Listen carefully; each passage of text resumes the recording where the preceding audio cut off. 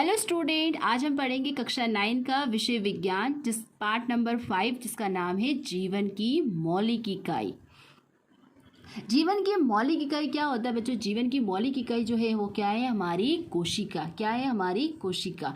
इसके बारे में 1665 ईस्वी में रॉबर्ट हुक ने क्या किया था? कॉर्क की एक पतली काट को खुद ने बनाकर क्या किया था? इसे एक सूक्ष्मदर्शी के द्वारा क्या किया था? देखा गया था।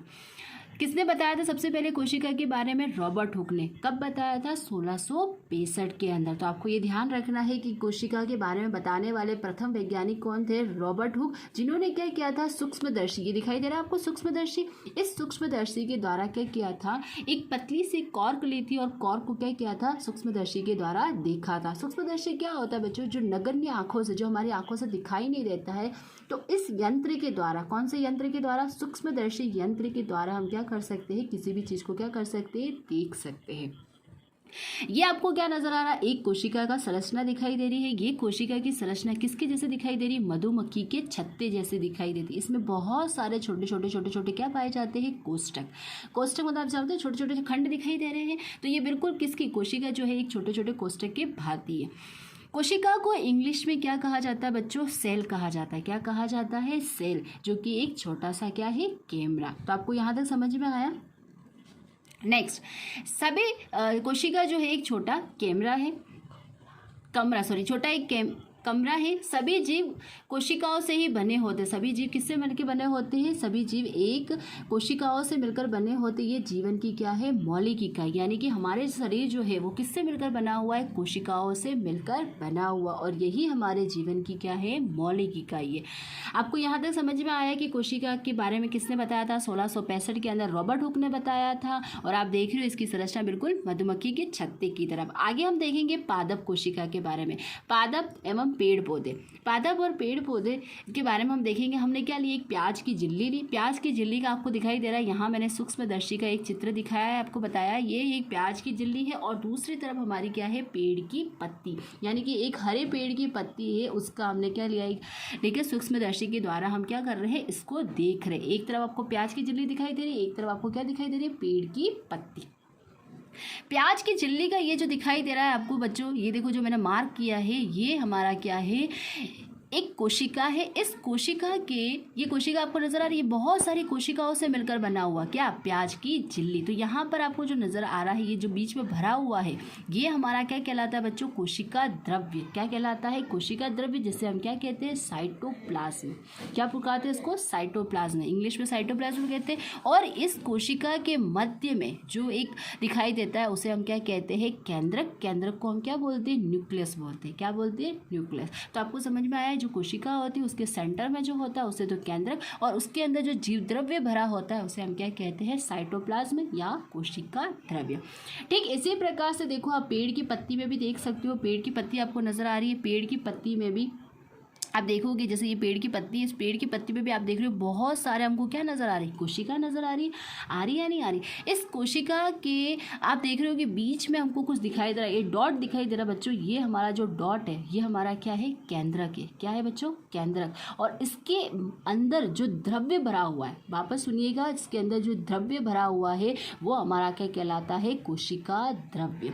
सेंटर में जो था वो तो हमारा केंद्रक हो गया, और जो इसके अंदर द्रव्य भरा हुआ था वो हमारा क्या कहलाया? कोशिका द्रव्य। तो आपको यहाँ तक समझ में आया कि कोशिका जो होती है उसके मध्य में जो होता है वो तो केंद्रक होता है, और उसके अंदर होता है वो जीव द्रव्य होता है। अब यहाँ पर हम जंतुओं की अनेक कोशिकाओं के बारे में पढ़ेंगे। अभी हमने पादपों के बारे में देखा था, वैसे ही हम किसके बारे में देख रहे हैं? जंतुओं के अंदर। जंतुओं के अंदर कौन कौन सी कोशिका पाई जाती है? जैसे मानव, हाथी, चींटी, मछली, ये दिखाई दे रहे, इनके अंदर कौन कौन सी कोशिकाएं पाई जाती? तो सबसे पहले जो हमारे पास है वो कौन सी है? रक्त कोशिका है, जिसे हम क्या कहते हैं? आरबीसी भी कहते हैं। तो ये रक्त कोशिकाएं होती है। फिर हम देखेंगे अस्थि कोशिका। अस्थि कोशिका जो हमारी हड्डियां होती है उसके अंदर भी कोशिका पाई जाती है, उस कोशिका को हम क्या कहते हैं? अस्थि कोशिका। फिर हम देखेंगे कौन सी कोशिका बच्चों? पेशी कोशिका। कौन सी कोशिका है? ये हमारी पेशी कोशिका। फिर अंडाणु। अंडाणु के बारे में भी आप जानते हो, ये भी हमारी क्या है? कोशिका है। फिर है वसा कोशिका है, ये दिखाई दे रही है आपको चित्र में। वसा कोशिका के बाद हमारे पास जो एक दूसरी कोशिका है जिसका नाम क्या है, शुक्राणु। ये शुक्राणु भी क्या है, एक कोशिका है। अभी हमने पहले ही पढ़ा था कि हमारा शरीर विभिन्न कोशिकाओं से मिलकर बना होता है। इसी प्रकार से एक और कोशिका जिसका नाम क्या है, तंत्रिका कोशिका। तंत्रिका कोशिका जिसे हम नर्वस सिस्टम बोलते हैं इंग्लिश के अंदर। ये विभिन्न प्रकार की कोशिकाएं कहाँ पाई जाती है, जंतुओं के अंदर। जैसे हमने प्लांट के अंदर देखा था, अभी देखा था ना प्याज की झिल्ली पर। अब देखो बच्चों, जीवों का वर्गीकरण कोशिकाओं की संख्या के आधार पर। अब हम क्या कर रहे हैं, उनका वर्गीकरण कर रहे हैं। वर्गीकरण मतलब उसको दो भागों में हमने बांटा है। किसके आधार पर, कोशिकाओं की संख्या के आधार पर, कि इसमें कितनी कोशिका है तो उनको हम क्या कहेंगे और कितनी कोशिका उसको क्या कहेंगे। तो सबसे पहले हमारे पास कैसे बच्चों, एक कोशिकीय जीव, और दूसरे हमारे पास कौन से होते हैं, बहुकोशिकीय जीव। एक कोशिकीय नाम से पता चले, यानी कि वह जीव जिसके अंदर क्या पाई जाती हो, केवल और केवल क्या पाई जाती हो, एक कोशिका हो, उसे हम क्या कहते हैं, एक कोशिकीय जीव। देखो यहाँ पर मैंने परिभाषा भी दी है। यह जीव एक कोशिका से बने होते हैं।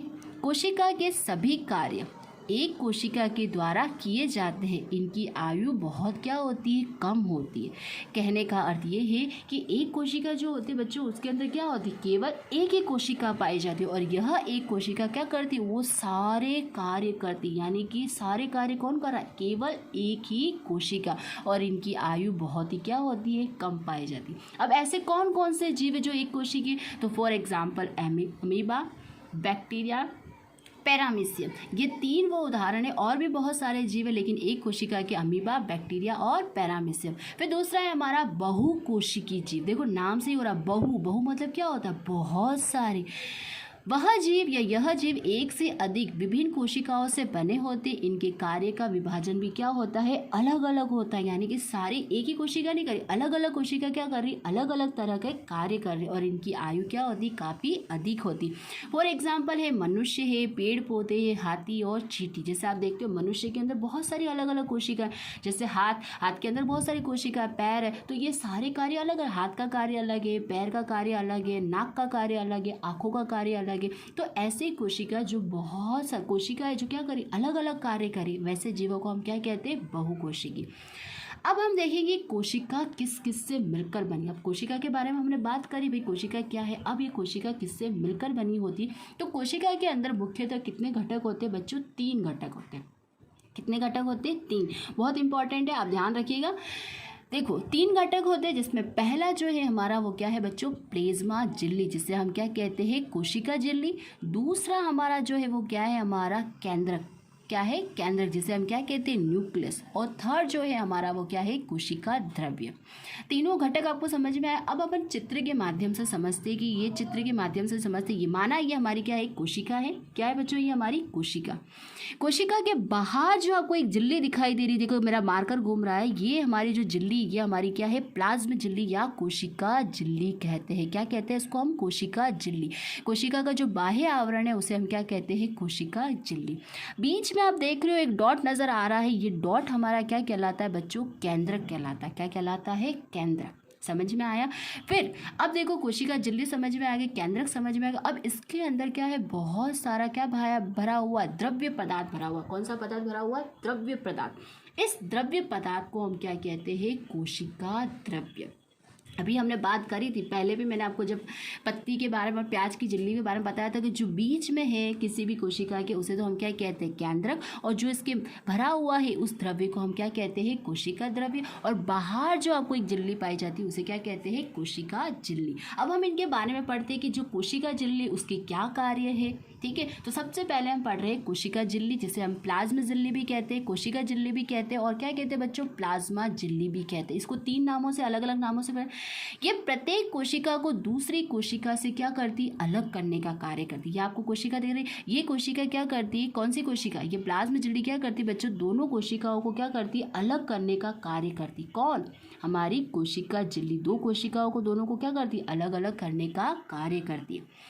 ये जंतु तथा पादप दोनों की कोशिकाओं में होता है। अब अपन देखेंगे जंतु कोशिकाओं के अंदर और पादप कोशिकाओं के अंदर, दोनों के अंदर कौन सी झिल्ली पाई जाती, प्लाज्मा झिल्ली या कोशिका झिल्ली क्या होती है, पाई जाती है। ये प्रोटीन व लिपिड की बनी होती है। ये जो झिल्ली आपको नजर आ रही है, जो बाहरी झिल्ली है, वो किसकी बनी होती है बच्चों? प्रोटीन्स की और लिपिड की बनी होती है। वेरी इंपॉर्टेंट है, पूछा जाता है कि कोशिका झिल्ली किसकी बनी होती है, तो कोशिका झिल्ली किसकी बनी होती है बच्चों? प्रोटीन्स और लिपिड की बनी होती है। क्लियर?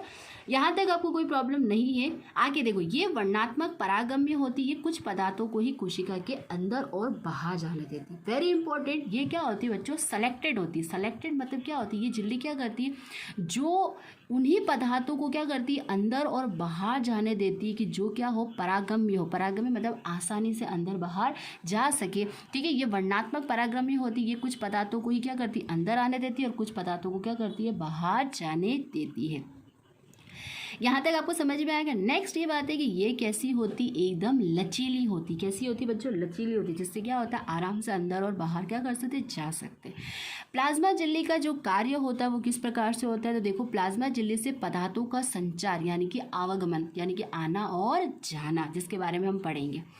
दो तरह का होता है, एक होता है विसरण और दूसरा क्या होता है बच्चों? परासरण। क्या होता है? विसरण और परासरण। विसरण की प्रक्रिया क्या होती है और परासरण की प्रक्रिया क्या होती है, उसके बारे में अपन यहाँ समझेंगे। इस प्रकार के तहत पदार्थों की गति उच्च सांद्रता से क्या होती है? निम्न सांद्रता की तरफ, यानी कि हाई मतलब हाई कॉन्सेंट्रेशन से क्या होता है? निम्न, यानी कि उच्च सांद्रता से किधर जा रहा है? निम्न सांद्रता की तरफ जा रहा है। तो वह प्रक्रिया हमारी क्या कहलाती है? विसरण कहलाती है। क्या कहलाती है बच्चों? विसरण। फिर से सुनिए, उच्च सांद्रता से किस तरफ जा रहा है? निम्न सांद्रता की तरफ, तो वह हमारा क्या कहलाता है? विसरण कहलाता है। क्या कहलाता है बच्चों? विसरण। ऑक्सीजन और कार्बन डाइऑक्साइड विसरण प्रक्रिया द्वारा ही कोशिका झिल्ली के क्या होते हैं? आर पार जाते हैं, यानी कि जिसकी ज़्यादा होगी, यानी कि ऑक्सीजन और कार्बन डाइऑक्साइड जो होती है वो कोशिका झिल्ली की क्या होते हैं? आर पार, यानी कि आदान प्रदान कर सकते। किसके द्वारा? प्लाज्मा झिल्ली या कोशिका झिल्ली के द्वारा। आपको समझ में आया? अंदर और बाहर किसके द्वारा जाता है? विसरण के माध्यम। उच्च सांद्रता से किस तरफ जाते हैं? निम्न से, यानी कि हाई से किस तरफ जाते हैं? निम्न की तरफ जाते हैं। जैसे आप अपने घरों में देखते हो, मोटर का पानी अगर हमको देना तो हाई से क्या जाता है? लो की तरफ जाता है ना, बिल्कुल। नेक्स्ट है हमारे पास कौन सा है बच्चों? परासरण। क्या है? परासरण। इस परासरण में क्या होता है? इस प्रक्रिया के तहत द्रव्य पदार्थ की गति उच्च सांद्रता से निम्न सांद्रता की ओर होती। द्रव्य पदार्थों की, किस पदार्थों की होता है बच्चों? द्रव्य पदार्थ। यहाँ मेंशन किया, किस पदार्थ की बात करी? द्रव्य। यहाँ सारे पदार्थों की बात करी। यहाँ पर कौन सा? सिर्फ लिक्विड पदार्थ जो है, बार बार बोल रही हूँ, कौन सा पदार्थ? लिक्विड पदार्थ है, उसकी सांद्रता से क्या होती है? उच्च से निम्न की, यानी कि हाई से लो की तरफ होता है। यहाँ जल परासरण प्रक्रिया द्वारा ही कोशिका झिल्ली की क्या होती? आर पार जाती, यानी कि परासरण के अंदर जो वाटर या जल है उसी का क्या होता है? हाई से लो की तरफ जाता है। आपने जैसे द्राक्ष सुना होगा, द्राक्ष को जब हम खीर में डालते हैं बच्चों, तो आप देखते हो कि जो खीर के अंदर जो दूध है, जो पानी है, आप देखते हो वो द्राक्ष क्या हो जाती? फूल जाती। तो बाहर क्या? हाई कंसंट्रेटेड, यानी कि उच्च सांद्रता है, और अंदर क्या थी? निम्न सांद्रता। तो हमने क्या देखा? उच्च सांद्रता से किसकी तरफ जा रही थी? निम्न सांद्रता की तरफ। तो बिल्कुल इसी प्रकार से जो कोशिका है, यानी कि जो कोशिका झिल्ली है, उसका कार्य इस तरह का होता है। किस तरफ से होता है? उच्च से निम्न की तरफ। देखो यहाँ पर एक एग्जाम्पल के थ्रू समझाने की कोशिश की है कि सांद्रता के अनुसार विलयन के प्रकार, सांद्रता के अनुसार यानी कि सांद्रता के अनुसार विलयन के किस प्रकार से प्रकार होते हैं, जिसके देखिए हम देखते हैं। यहाँ पर हमारे पास ये दे रखा है H2O। H2O मतलब क्या होता है बच्चों? वाटर। वाटर मतलब आपको पता है ना, जल। कि किस प्रकार से हाई से निम्न की तरफ होता है। देखिए हम देखेंगे सांद्रता के अनुसार विलयन के प्रकार के बारे में यहाँ पर देख रहे थे बच्चों। यहाँ पर आपको दिखाई दे रहा है एक गोला, एक सर्कल दिखाई दे रहा है, ये हमारा क्या है? वाटर। यहाँ पर दिखाई दे रहा है ये वाटर। एक फ्लास्क लिया है, यानी कि ग्लास लिया, उसके अंदर हमने क्या भरा है बच्चों? वाटर। वाटर यानी कि पानी भरा हुआ। तो हम क्या देखते हैं, जैसे मैंने अभी आपको एक द्राक्ष का एग्जाम्पल दिया था बच्चों। द्राक्ष मतलब आप जानते हैं सूखी अंगूर जिसको हम कहते हैं। हम क्या करते हैं बच्चों? सूखी अंगूर को आपने देखा होगा कि सूखी अंगूर जब हम खीर में डालते हैं तो हम क्या देखते हैं? वो क्या हो जाती है? फूल जाती है। फूल जाती है ना। तो फूलने का कारण क्या होता है? क्या होता है कि उच्च सांद्रता से क्या होता है? निम्न सांद्रता के द्वारा जो मिल्क था, जो पानी था, वो उसके अंदर क्या होता है। तो इसके बारे में हम यहाँ पर देखेंगे तीन माध्यम से। एक तो होता है अति परासरण दाबी विलयन, सम परासरण विलयन और अल्प परासरण दाबी विलयन के बारे में हम देखते हैं कि कोशिका के अंदर सांद्रता बाहर की सांद्रता से अधिक, तो कोशिका के अंदर से जल निकल जाता है और कोशिका क्या हो जाती है? सिकुड़ जाती है। अगर बाहर सांद्रता क्या है बच्चों? अधिक है, वापस सुनिएगा, अगर बाहर सांद्रता अधिक है तो कोशिका के अंदर जो जल था, जल मतलब समझ में ना, पानी जो था वो क्या हो जाता है, बाहर निकल जाता है, जिसकी वजह से हमारी कोशिका क्या हो जाती है, सिकुड़ जाती। जब कोशिका सिकुड़ जाती है तो उसे हम क्या कहते हैं, अति परासरणी दाबीय विलयन। क्लियर हो गया। बाहर सांद्रता अधिक होने की वजह से अंदर के पानी जो है वो निकल जाता है, और इसको हम क्या कहते हैं, जब कोशिका सिकुड़ जाती है उसे हम क्या कहते हैं, अति परासरण दाबीय विलयन। क्लियर हो गया होगा। नेक्स्ट हमारा जो है बच्चों वो क्या है, समपरासी विलयन। कौन सा विलयन है, समपरासी विलयन। जब कोशिका के अंदर व बाहर के सांद्रता समान हो, यानी कि यहाँ आपको देख रहे हो जैसे फूली हुई दिखाई दे रही है आपको, ये अंदर और बाहर दोनों तरफ सांद्रता क्या हो, एक जैसी हो, बाहर भी ज़्यादा नहीं है अंदर भी ज़्यादा नहीं है, तो उस कंडीशन में क्या होता है, इस कोशिका में कोई परिवर्तन नहीं होता है। जब कोशिका में कोई परिवर्तन नहीं होता है तो उसे हम क्या बोलते हैं बच्चों, समपरासारी विलयन। कौन सा विलयन कहते हैं बच्चों, समपरासारी विलयन। जब कोशिका के आकार में कोई परिवर्तन नहीं होता है, क्योंकि अंदर और बाहर दोनों तरफ सांद्रता क्या एक समान है। क्लियर। नेक्स्ट हमारा क्या है बच्चों, अल्प परासरण दाबी विलयन। जब कोशिका के अंदर की सांद्रता बाहर के विलयन की सांद्रता से क्या हो, कम होती, अंदर की सांद्रता बाहर के सांद्रता की तुलना में क्या है, कम होती, तो कोशिका के अंदर पानी जाता है तो कोशिका क्या हो जाती है, फूल जाती है। ये बिल्कुल हमारे द्राक्ष वाला एग्जाम्पल बिल्कुल इसमें होगा, क्योंकि देखो द्राक्ष जो होती है वो क्या होती है बच्चों, अंदर से सिकड़ी होती है, और जैसे उसके अंदर क्या होता है, पानी जाता है, यानी कि खीर के अंदर डालते दूध जाता है तो वो क्या हो जाती है, हमारी फूल जाती। तो यह हमारा उदाहरण किसका हो गया, अल्प परासरण दाबी विलयन, जैसे आप चित्र में भी देख सकते हो। क्लियर। अब यहाँ पे देखो मैंने एक और आपको बताया है किसमिस, यानी कि वही मैं द्राक्ष आपको बता रही थी, और एक अंडे का उदाहरण देके समझाया कि देखो अति परासरण दाबी में क्या होता है, अति परासरण में अभी अपन ने देखा था, समपरासी विलयन में क्या होता है और अल्प परासी विलयन में क्या होता है। यहाँ पर आपको किसमिस दे रखा है, एक फ्लास्क दे रखा है, फ्लास्क के अंदर हमको क्या दिखाई दे रहा है, किसमिस दिखाई दे रहा है। किसमिस मतलब सूखी अंगूर। तो हमने क्या देखा कि अगर बाहर सांद्रता क्या हो, अंदर की सांद्रता अधिक और बाहर की सांद्रता कम हो तो उसमें कोई परिवर्तन नहीं दिखाई देता और वो क्या हो जाती है, फूल जाती है। समपरासरण में क्या देखा था, सांद्रता बाहर और अंदर दोनों क्या हो, एक समान हो, तो उसे हम क्या कहते हैं, समपरासरी विलयन। अल्प परासरण दाबी विलयन में हमने क्या देखा था बच्चों की, बाहर की क्या है, उच्च सांद्रता है, बाहर क्या है, उच्च सांद्रता, तो जिसकी वजह से क्या हो जाती है, सिकुड़ जाती है। ठीक है। आप देखते हो जो अंगूर होता है बच्चों, अगर उसको धूप में रख देते तो उसके अंदर जो पानी होता है वो पानी अगर बाहर अवशोषित हो जाता है, मतलब सूख ले जाता है, तो वो अंगूर क्या हो जाता है, हमारा सूख जाता है। देखते हैं या नहीं देखते। और एक आप देखते हो सूखी जो द्राक्ष होती है, उस द्राक्ष को अगर हम पानी में या दूध में डाल देते तो क्या हो जाती है, वो फूल जाती। तो यही हमारे एग्जाम्पल है किसका, एक तो है अल्प परासरी दाबी का और एक क्या है बच्चों, अति परासरणी दाबी का। और समपरासी विलयन में उच्च सांद्रता और निम्न सांद्रता दोनों ही क्या रहती है, समान रहती है। तो आपको क्लियर हो गया। ये तीनों बहुत इंपॉर्टेंट है, परीक्षा में पूछे जाते हैं कि अति परासरणी दाबी विलयन क्या होता है, समपरासी विलयन क्या होता है और अल्प परासरणी दाबी विलयन क्या होता है। तो बाहर और अंदर दोनों की सांद्रता पर क्या होता है, ये निर्भर करता है। आगे देखिए कोशिका भित्ति, किसके बारे में हम देखेंगे, कोशिका भित्ति के बारे में। अभी तो हमने क्या देखा था, कोशिका झिल्ली के बारे में देखा था, उसी को हम क्या बोलते हैं, कोशिका भित्ति, यानी कि जो चारों तरफ कोशिका के बाहर जो चारों तरफ जो आवरण पाया जाता है उसे हम क्या कहते हैं बच्चों, कोशिका भित्ति। क्या बोलते हैं, कोशिका भित्ति, यानी कि कोशिका के चारों तरफ जो दीवार है उसी को ही हम क्या कहते हैं, कोशिका भित्ति कहते हैं। यह पादप कोशिका की सबसे बाहरी झिल्ली होती है। कौन सी कोशिका की बच्चों, पादप कोशिका की सबसे बाहरी जो झिल्ली होती है वो कौन सी होती है, हमारी कोशिका भित्ति। ये कोशिका है, मान लीजिए ये कोशिका, इसके बाहर आपको जो एक झिल्ली नजर आ रही है, जो बाहर जो एक आवरण नजर आ रहा है उसी को हम क्या कहते हैं, कोशिका भित्ति कहते हैं। कोशिका भित्ति जो होती है वो जंतु कोशिकाओं में नहीं पाई जाती। इसके अंदर नहीं पाई जाती है, जंतु कोशिकाओं में नहीं पाई जाती, जबकि प्लाज्मा झिल्ली जो होती है वो दोनों के अंदर पाई जाती। क्लियर। वापस सुन लीजिए, पादप कोशिका के अंदर कोशिका भित्ति पाई जाती, कोशिका भित्ति को हम बोलते हैं सेल वॉल। क्या बोलते हैं बच्चों, सेल वॉल। और जंतु कोशिकाओं के अंदर ये कोशिका भित्ति नहीं पाई जाती, परंतु प्लाज्मा झिल्ली जो है वो दोनों के अंदर पाई जाती।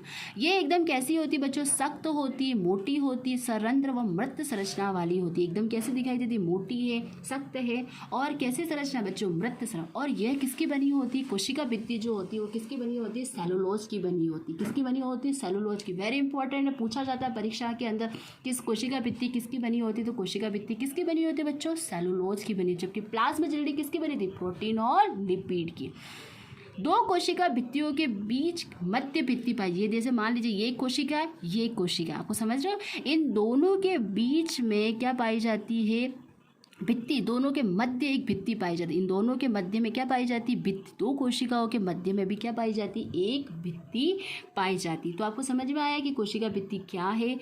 पादप कोशिका के बाहर पाई जाती है, जंतु कोशिकाओं में नहीं पाई जाती है। ये किसकी बनी होती है बच्चों, सेलुलोज की बनी होती। तो क्लियर, कोशिका भित्ति आपको एकदम क्लियर हो गया। नेक्स्ट हम देखेंगे केंद्रक। किसके बारे में देखेंगे बच्चों, केंद्रक के बारे में। केंद्रक जो हमारा बिल्कुल इंपॉर्टेंट था, हेड क्वार्टर यानी कि जो सेंटर के अंदर था, यानी कि कोशिका का वह भाग जो मध्य में पाया जाता है, उसे हम क्या कहते हैं, केंद्रक कहते हैं। यह कोशिका के सभी क्रियाओं को क्या करता है, नियंत्रित करता है। यानी कि जितना भी जो कार्य हो रहा है कोशिका के अंदर, उन सब का जो कंट्रोलिंग करने का कार्य करता है वो कौन करता है, न्यूक्लियस करता है, यानी कि केंद्रक करता है। क्लियर। यूकैरियोटिक कोशिकाओं में स्पष्ट केंद्रक होता है, जबकि प्रोकैरियोटिक कोशिकाओं के अंदर अस्पष्ट केंद्रक पाया जाता है। अभी अब आगे हम पढ़ेंगे यूकैरियोटिक कोशिका और प्रोकैरियोटिक कोशिका क्या होती है। अभी आप ये समझ लो कि यूकैरियोटिक जो कोशिका होती है बच्चों, उसके अंदर क्या होता है, स्पष्ट केंद्रक पाया जाता है, यानी कि केंद्रक पाया जाता है। जबकि हम देखते हैं कि प्रोकैरियोटिक कोशिका जो होती है उसके अंदर केंद्रक नहीं पाया जाता है। तो इस बात को नोट करना है हमको कि कौन से के अंदर केंद्रक पाया जाता है और किसके अंदर केंद्रक नहीं पाया जाता है। क्लियर।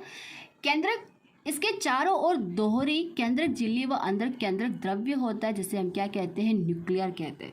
देखो, जो केंद्रक होता है उसके चारों तरफ क्या पाया जाता है बच्चों, दोहरा केंद्रक झिल्ली, यानी कि केंद्रक के बाहर भी जो झिल्ली पाई जाती है, केंद्र के बाहर जो झिल्ली पाई जाती है वो झिल्ली कैसी होती, दोहरा केंद्रक झिल्ली होती है। और केंद्रक के अंदर भी द्रव्य पाया जाता है, उसके अंदर भी जो द्रव्य पाया जाता है उसे हम क्या कहते हैं, केंद्रक द्रव्य।